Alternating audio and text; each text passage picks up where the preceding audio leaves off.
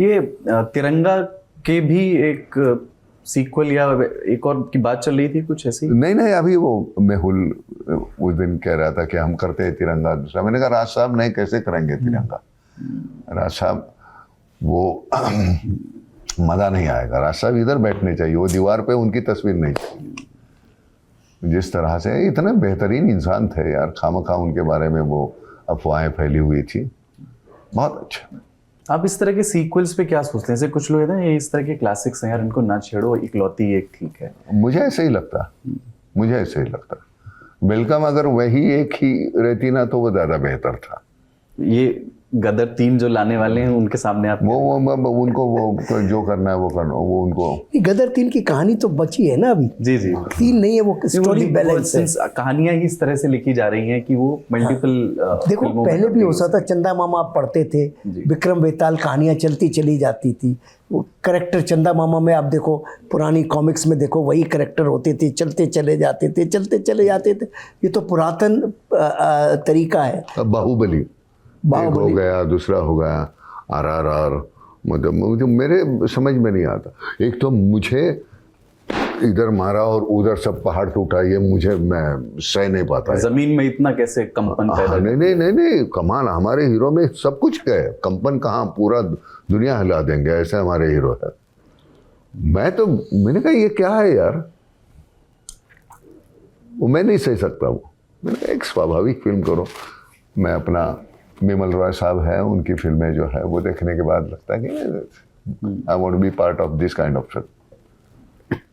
बदलाव आते हैं, चलो उस ज़माने की फिल्में आज बदल गया, लेकिन फिर ये फिल्म करने का मौका मिलता है ना तो अच्छा लगता है कि ये सब पूरी मारधाड़ में देख। तू 2-3 बार देखेगा ये फिल्म।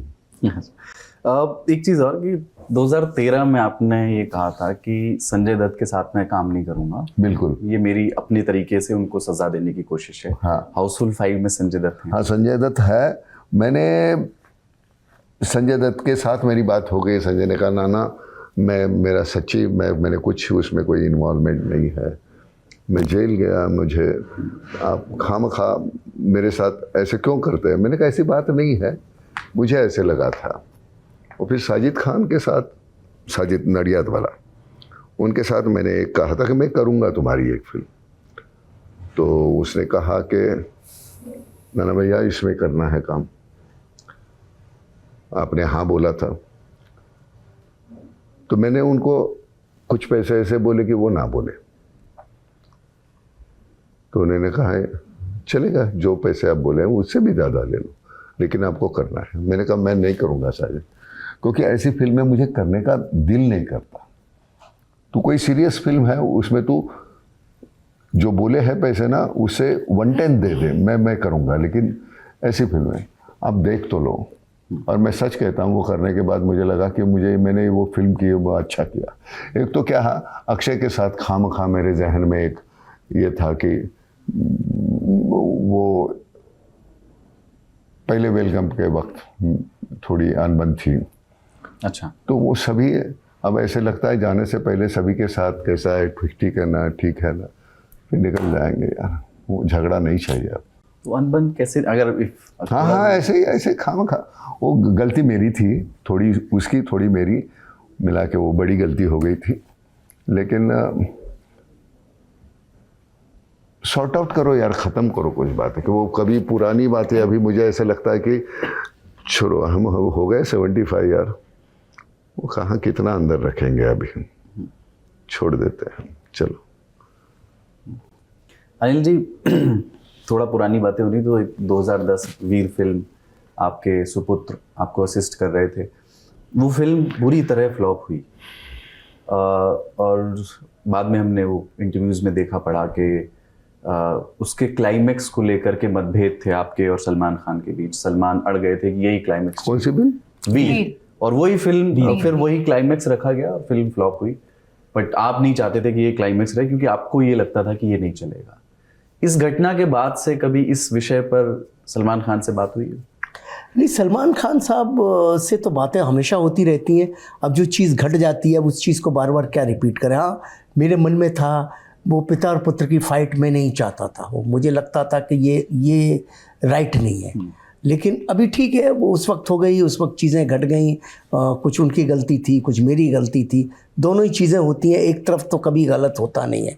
अगर क्योंकि ऐसा नहीं था कि देखो मैं आज सबके सामने ही बोल रहा हूँ कि वो जो जब फिल्म की कहानी सलमान साहब की कहानी थी, जब उन्होंने सुनाई थी तब उस तरह से उन्होंने ऐसा ही क्लाइमैक्स सुनाया था, और मैं हमेशा से वो क्लाइमैक्स के उसमें था, पर मुझे लग रहा था कि शायद मैं मना लूँगा, मैं ठीक कर लूँगा, मैं कर लूँगा, वो नहीं हो पाया। वो मुझे उसी वक्त ही नहीं एक्सेप्ट करनी चाहिए थी। आजकल की फिल्मों में तुम्हें कौन सी फिल्में अच्छी लगती है? जिस तरह की तुझे कौन सी अच्छी लगती, मैं बता, तुझे कौन सी अच्छी लगती है? मैं बता। मैं सवाल ही एग्जैक्टली यही सवाल अगला आपसे पूछने वाला था, पर क्योंकि आपने पूछ लिया तो आखिरी फिल्म जो अच्छी लगी मुझे 12th फेल अच्छी लगी थी। कौन सी? 12th fail. मुझे अच्छी लगी थी मुन्ना भाई MBBS। मुझे इतनी बेहतरीन फिल्म लगी, वो हंसते हंसते हंसते उस फिल्म ने इतना बड़ा जोल्ट मारा था, कितनी बड़ी कमेंट की थी, राइटिंग उसकी बहुत खूबसूरत, कमाल की लिखी थी। मैंने कम से कम 20-22 बार देखी है वो फिल्म। वो जब भी लगती है मैं वो देखता हूँ। ऐसे कुछ नहीं, कहीं से भी शुरू करो। हाँ, वो पिक्चर कमाल है, मतलब सभी ने इतना बेहतर, पार्ट 2 और भी अच्छी है। नहीं सभी उसके, अभी वो मेरे ख्याल से तीसरी भी करेंगे। वो कैरेक्टर ही इतना लवेबल है, बहुत लवेबल कैरेक्टर है।